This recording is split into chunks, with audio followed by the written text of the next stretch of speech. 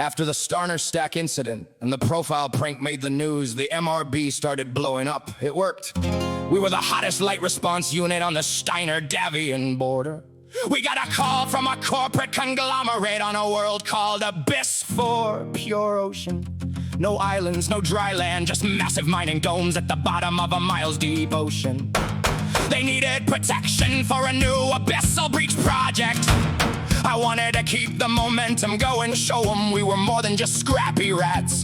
I decided to go full professional. I bought an Admiral's formal duty jacket, stiff collar, gold braid, the works. I thought I looked like a man who knew exactly how to protect a billion-seat bill aquatic mining operation. I didn't realize that corporate gear comes with more safety features than sense.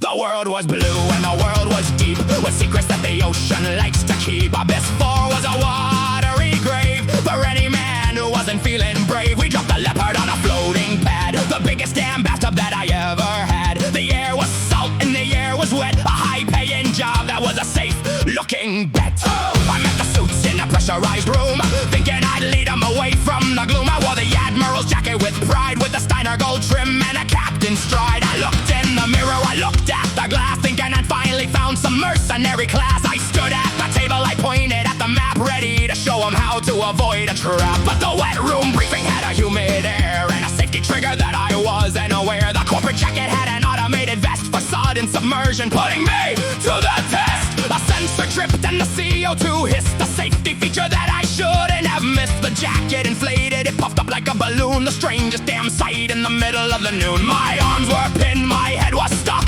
cursing the Steiner-made corporate luck. I was an orange marshmallow, round and wide, with nowhere for my captain's pride to hide. Skid was laughing till he couldn't breathe, while Elena watched the orange fabric see that moral strip. She whispered with a grin while I was trying to hold my dignity in.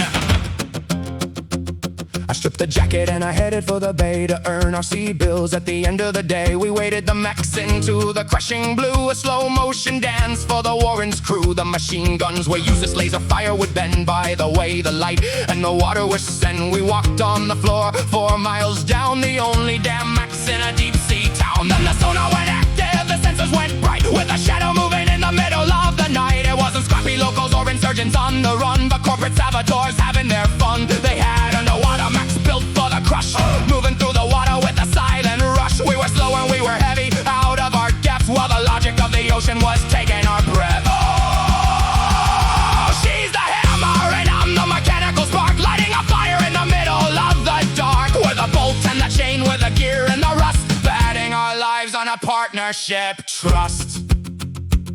You don't know slow until you're trying to pivot 20 tons of iron against 10,000 pounds of hydrostatic pressure.